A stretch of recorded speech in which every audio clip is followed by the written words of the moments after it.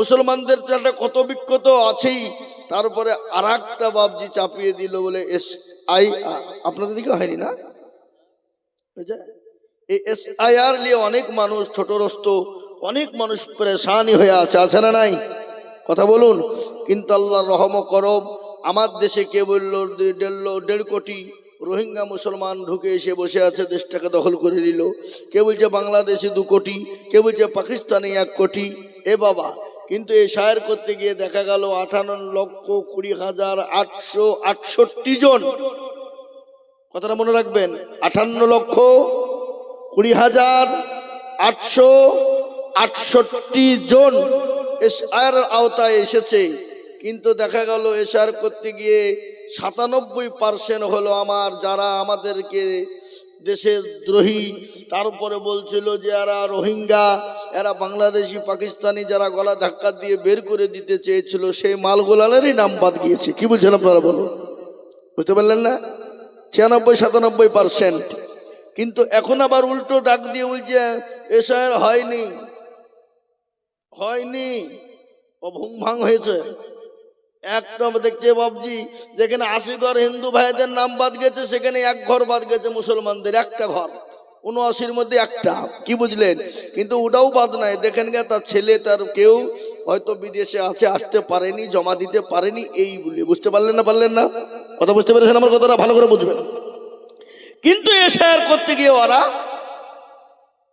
দেখলো মুসলমান তো বাদ গেল না, কি রইল। কিন্তু একটা কথা বলি, মুসলমানরা অন্য দেশ থেকে দেশে আসেনি, এদেশ থেকে বরঞ্চ অনেক মুসলমান চলে গেছে। কি বলছেন আপনারা বলুন? ঠিক না বেঠিক? আমাদের 2002 সালের ডকুমেন্টস কেন গো? তারা যদি বলে আরো 20 বছর পেছনের ডকুমেন্ট দে, সেটাও আমরা দিতে পারবো না? কথা বলেন না কেন? আমাদের দেশের একজন প্রাক্তন সংসদ বলেছে মুসলমানদের কাগজের অভাব নাই, ওরা আতর গোলাপ দিয়ে প্যাকেট করে রেখে দিয়েছে, যখন চাবে তখন পাবো। কি বুঝলেন না? এ বাবা, যদি বলে তোদের ডকুমেন্টস ওই কাগজ দিলে মনে তোদের বাপ দাদা দিয়ে দেখা, তো বাপ দাদা, তার দাদা, তার দাদা, অমুক দাদা, তমুক দাদা, পোত দাদা যারা মারা গেছে, তাদেরকে তো আমরা এই দেশে মাটি দিয়ে রেখেছি না। কি বলছেন আপনারা? রাখিনি? তোদের মাংসগুলা পচে গেলে হাড় তো পচেনি, হাড়গুলাকে যদি বের করি 50 বছর আগকার দিয়ে যদি মেশিনে ফেলে দিই, তো মেশিনে বলে দিবে যে মালগুলা কোথাকার প্রোডাক্ট। বলবে না? এরা কোথাকার তৈরি, বলবে না? কথা বলেন না কেন? হ্যাঁ? আর আমরা যদি বলে তোরা দেখা, ওদের আছে? ওদের কিছুই তো নাই, তাহলে কি দেখাবে ওরা? পারবে? কখনোই দিতে পারবে না। কেন? তার থেকে বড় কথা শোনালেন, সর্বোপরি মানুষ, সর্বপ্রথম যিনি দুনিয়ার জমিনে এসেছিলেন, পৃথিবীর জমিনে প্রথম যিনি, তিনার নাম কি? আদম নবী আলাইহিস সালাম। তিনি ভারতের মাটিতে পা রেখেছেন না রাখেন নাই? ভারতের মাটিতে ওয়ালাকাদ কাররামনা বানি আদম, ওই নবীর আওলাদ হলাম আমরা। কি বলছেন আপনারা বলুন? এর থেকে আর বড় ডকুমেন্টস কি চাই তারা মুসলমানদেরকে? এটা তাদের কাদের দেশ? এটা অন্য কারোর দেশ নয়। এটা হলো ক্ষুদিরাম বসুর দেশ, এটা হলো নেতাজি সুভাষচন্দ্র বসুর দেশ, এটা হলো মহাত্মা গান্ধীর দেশ, এটা হলো স্বামী বিবেকানন্দর দেশ, এটা হলো কবি নজরুল ইসলামের দেশ, এটা হলো রবীন্দ্রনাথ ঠাকুরের দেশ, এটা হলো কি মাওলানা আবুল কালাম আজাদের দেশ, এটা হলো আপনার মাওলানা হুসাইন আহমেদ মাদানির দেশ, এটা হলো এপিজে আবুল কালাম আজাদের দেশ। সুতরাং এই দেশ থেকে মুসলমানদেরকে তাড়িয়ে দিবা, এটা হতে পারে না। মুসলমানরা ঘোড়ার ঘাস কাটে এখানে এসে বসে নাই। কি বলছেন আপনারা বলুন? হ্যাঁ, কত সহজ। আজকে 2 দিনের মসনদ সংসদ পেয়েছো, পেয়ে যা ইচ্ছা তাই। কিন্তু শুনে নাও, মুসলমানরা রাজত্ব করেছিল কত বছর? 750-800 বছর। মুসলমানরা শান্তিপ্রিয় মানুষ। শান্তিপ্রিয় যদি না হয়, তার প্রমাণ আমি আপনাদেরকে দেখিয়ে দিয়ে যাই। এই তো আপনার জানুয়ারি মাসের 2 থেকে নিয়ে গতকাল 5 তারিখ পর্যন্ত বিরাট বড় সমাবেশ হয়ে গেল। কোথায়? হুগলি, পৈনান, দাঁতপুরে বিশ্ব ইজতেমা হয়ে গেল। 2.5 কোটির উপরে লোক, 2.5 কোটির উপরে লোক। নো পুলিশ প্রোটেকশন, কোন পুলিশের প্রোটেকশন ছিল না, কোন ডিআইবি আইবির কোন প্রোটেকশন ছিল না, কোন এমএলএ এমপির প্রোটেকশন ছিল না, এসপি ডিএসপির কোন প্রোটেকশন ছিল না। নো প্রোটেকশন, কোনো ঝামেলা হয়নি, ঝঞ্ঝট হয়নি, লড়াই হয়নি, ঝগড়া হয়নি, কোনো রাজনৈতিক কথা হয়নি। আপনার কেউ কাউকে গলায় ধাক্কা দিয়ে বের করে দেয়নি, কেউ কাউকে শালা পর্যন্ত গালি দেয়নি। এটাই হলো ইসলাম। কি বলছেন আপনারা বলুন? 2.5 কোটি লোকের মধ্যে ঝামেলা হওয়ার তো দরকার ছিল না? ছিল না? হ্যাঁ, একটাও ঝামেলা হয়নি, কাউকে শালা পর্যন্ত বলেনি। এটাই হলো ইসলাম, এটাই শিক্ষা দেয় ইসলাম, এটাই জাতিকে শিক্ষা দিয়েছে ইসলাম। 2.5 থেকে 3,500 হিন্দু ভাইয়েরা দোকান দিয়েছিল। 2.5 থেকে 3,000 হিন্দু ভাইয়েরা দোকান দিয়েছিল। হিন্দু ভাইদেরকে কাউকে তুলিয়ে দেয়নি, কাউকে বের করে দেয়নি। কোন মুসলমান বলেনি ও হিন্দুর দোকানে খাস না, খাবি না, অমক করবি না, এটা কোনো মুসলমান বলেনি। ওই হিন্দুরাই বলেছে, এরকম শান্তিপ্রিয় সমাবেশ, এরকম শান্তিপ্রিয় ধর্মসভা আমাদের জীবনে কোনোদিন দেখিনি, আগামীতে দেখতে পাবো কিনা কোনো গ্যারেন্টি নেই। হিন্দু ভাইদের মুখের রিপোর্ট এটা। কি বলছেন আপনারা বলুন? অথচ ব্রিগেড ময়দানে গীতা পাঠের সময় 5 লক্ষ মানুষ নিয়ে মুসলিম হকার প্যাটিস বেলাকে অত্যাচার করে তার উপর মালগোলা ফেলে দিয়ে তাকে হত্যার চক্রান্ত করে তাকে পিটিয়েছে। কি বলছেন আপনারা বলুন? এটাই সঙ্গে আমাদের তাদের তফাৎ। কিন্তু সব হিন্দু নয়। হুগলি পুইনান দাঁতপুরের হিন্দু ভাইয়েরা, মায়েরা, বোনেরা এই মাথায় সিঁদুর লোড করে দিয়ে মুসলমানদেরকে চা আগিয়ে দিচ্ছে, পানি আগিয়ে দিচ্ছে, পাউরুটি কিনে নিয়ে এসে দিচ্ছে। বাড়ি আসার সময় বলছে স্যার নেন, খান, আমাদের তরফ থেকে আপনাদেরকে উপহার। এরকম সভা, এরকম দেশ পৃথিবীর জমিনে কোথাও খুঁজে পাবে না। এমন দেশটি কোথাও খুঁজে পাবে না খো তুমি, আমার জন্মভূমি। কি বলছেন আপনারা বলুন? তার মধ্যে কিছু পেঁচা আছে, পেঁচারা যদি গোলমাল পাকিয়ে দিয়ে দেশ থেকে দাঙ্গা লাগাতে চাইছে, কিন্তু সবাই তো চাই না। কি বলছেন আপনারা বলুন? হ্যাঁ, যারা ওপারের মাল, কিছু এসে পারে যে গন্ডগোল পাকাচ্ছে অসীম সরকার। হ্যাঁ, ওপারের মাল, দেখা গেল ভোটার লিস্টে তার নামই নাই, এসআইয়ের নাম নাই, জামাই হচ্ছে মুসলমান, আর এই পারে এসে মুসলমানদের হিন্দুদের ভিতরে একটা দাঙ্গা লাগিয়ে দিয়ে, গন্ডগোল বাঁধিয়ে দিয়ে, ঝগড়া লাগিয়ে দিয়ে একটা ফিতনা সিজাতে চাইছে। বিজেপির কেন্দ্রের কি ওই আপনার আমাদের দেশের প্রধানমন্ত্রী মাননীয় নরেন্দ্র মোদীজি আমাদের দেশের অমিত শাহর কাছে ভালো হতে চাইছে যে আমি দেখো কত বড় বিজেপির আমি একজন দল, মুসলমানদেরকে আক্রমণ করছি। ও মাল দেখছে যে আমাকে তো থুবে না, বের করে দিবে দেশ থেকে, তাহলে আমি একটু মুসলমানদেরকে গালি দিইনি, মুসলমানদের বিরুদ্ধে বলি, তাহলে আমাকে তারা দলে টেনে নিবে। কি বলছেন আপনারা বলুন? বুঝতে পারলেন না? কিন্তু এদেশে তুমি দাঙ্গা লাগাবা, হিন্দু মুসলমান দাঙ্গা বাঁধাবা, হয়নি, কোনোদিন হবে না। এই দেশটা আমাদের সুন্দর দেশ, হিন্দু মুসলমান শিখ ইসাই আমরা কাঁধে কাঁধ মিলিয়ে দেশে বাস করছি, আগামীতেও বাস করব। এই দেশের মধ্যে আমাদের হিন্দু মুসলমানকেও দাঙ্গা লাগিয়ে দিয়ে, হিন্দু মুসলমান শিখ ইসাইয়ের সঙ্গে গন্ডগোল পাকিয়ে দিয়ে, ঝামেলা পাকিয়ে দেবা, এটা কখনোই মানুষ বরদাস্ত করবে না। এটা কোনো মানুষ মেনে নিতে পারে না, মেনে নেবে না। কি বলছেন আপনারা বলুন? ঠিক বলছি না ভুল বলছি? হ্যাঁ, আজকে আমি আপনাদেরকে বলতে চাই বন্ধু, আজকে আমরা এদেশে জন্ম, এদেশে পৈতৃক সম্পত্তি আমাদের, আর আমাদেরকে বিদেশি। আর যারা ওদেশ থেকে, অন্য দেশ থেকে, বিদেশ থেকে এসে দেশে আলো, তারাই নাকি স্বদেশী। আদমানির বাড়ি কোথায়? পাকিস্তান। ইন্ডিয়াতে এসে হয়ে গেল স্বদেশী। অটল বিহারীর বাড়ি হলো পাকিস্তান, ভারতে এসে হয়ে গেল স্বদেশী। সোনিয়া গান্ধীর বাড়ি হলো ইটালি, ভারতে এসে হয়ে গেল স্বদেশী। জ্যোতিবাবু, বুদ্ধবাবু কি বলে, বিমান বসুর বাড়ি হলো বাংলাদেশ, ভারতে এসে হয়ে গেল স্বদেশী। প্রণব বাবু, অধীর বাবুর বাড়ি হলো বাংলাদেশ, ইন্ডিয়াতে এসে হয়ে গেল স্বদেশী। হ্যাঁ, মিঠুন চক্রবর্তীর বাড়ি হলো বাংলাদেশ, ভারতে এসে হয়ে গেল স্বদেশী। আর আমরা এই দেশে জন্ম নিয়ে আমরাই নাকি বিদেশি। সিঙ্গড়ার ভিতরে আলু ঢুকলো কি করে? বুঝতে পারলেন না কথাটা?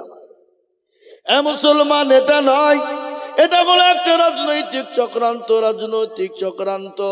আজকে তারা যে নতুন উপকারে গদিকে বাঁচানোর জন্য, দলকে টিকিয়ে রাখার জন্য একটা সুশ্রী হিন্দু মুসলমান লাগিয়ে দিয়ে গন্ডগোল বাঁধিয়ে দিতে চায়, কিন্তু রাজনীতি লাভ করতে চায়। কিন্তু আমি আপনাদেরকে বলবো বাবা ও মুসলমান তরুণীরা, শুনে না, আজকে যতই তারা চক্রান্ত করুক না কেন, এদেশ থেকে হিন্দু মুসলমান দাঙ্গা লাগিয়ে দিতে পারবে না। আজকে তারা যে নতুন উপকারে ইসলামকে মিটিয়ে দিতে চায়, কোরআনকে মিটিয়ে দিতে চায়, বলুন তো ইসলামের মালিককে? জোরে বলুন। আল্লাহ নিজেই বললেন ইন্নাদ্দীনা ইন্দাল্লাহিল ইসলাম, আমি হলাম ইসলামের মালিক। এই ইসলামকে আমি আল্লাহ বানিয়েছি, তৈরি করেছি। এই ইসলামের ইবাদতের দায়িত্ব আমি আল্লাহ নিজেই নিলাম। জোরে বলুন সুবহানাল্লাহ। ফেরাউন পারেনি, নমরুদ পারেনি, আবু জাহেল পারেনি, আবু লাহাব পারেনি, উতবা সাইবা মুগীরা পারেনি। এই যুগের বেঈমানেরা কিয়ামত পর্যন্ত তারাও পারবে না। ইসলাম ছিল, আছে, আগামী তো থাকবে, কেউ ঠেকাইতে পারবে না। একবার চিলিয়ে বলুন না ইনশাআল্লাহ।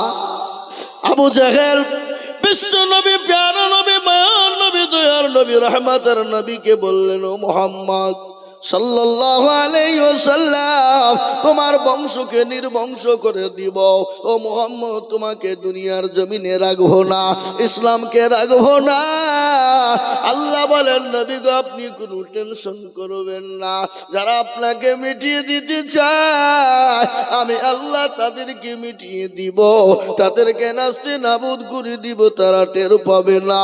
আমার আল্লাহ আবু জেহেলকে মিটিয়ে দিল। সে আবু জেহেলের নাম কিন্তু পৃথিবীতে কেউ লাই না। লাই, যারা বলুন লাই, আবু জেহেলের অস্তিত্ব নাই।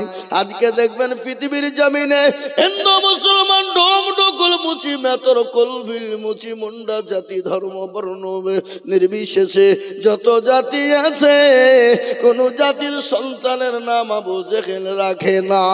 রাখে গো? এই কথা বলেন, রাখে? হ্যাঁ, কোন অন্য জাতির ছেলের নাম রাখে? কেন? তারাও পর্যন্ত জানে পৃথিবীর ভিতরে সব থেকে হারামি মার্কা লোক যদি তাকে আবু জেহেল।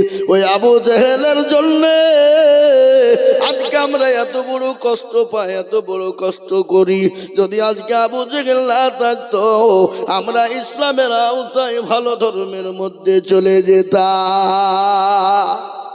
ঠিক না বেঠিক? জোরে বলুন। মুসলমান, মুসলমানরা তো জীবনের পরোয়া করে না, মুসলমানরা তো মরণের পরোয়া করে না। মুসলমানরা ইসলামের জন্য জীবন দিতে পারে, রক্ত দিতে পারে, এমনকি বিবিকে বিবাহ করে দিতে পারে। জোরে বলুন, পারে কি না? কেন? মুসলমানরা জানে দুদিন আগে হয়তো মরবো, তাতে কোনো উপায় নাই, কোনো ব্যাপার নাই। মরণ তো একদিন হবেই, মরতে তো একদিন হবেই, কিন্তু দুদিন আগে যদি মরে যায় কোনো ক্ষতি নাই। কিন্তু ইসলামের কোনো রকম কোনো ক্ষতি হতে দেবে না। এ মুসলমান গো, মুসলমানরা তো সেই মুসলমান জীবন দিত প্রস্তুত, ইসলামের জন্য বিবি বাচ্চা সন্তানকে এতিম করতে প্রস্তুত। আমরা তো সেই মুসলমান, নাকি বলছেন আপনারা? বলুন। তেলের গাড়ি তেলে চলে, হাওয়ার গাড়ি হাওয়ায় চলে, বিনা তালে চালাই গাড়ি নবী সুলাইমান।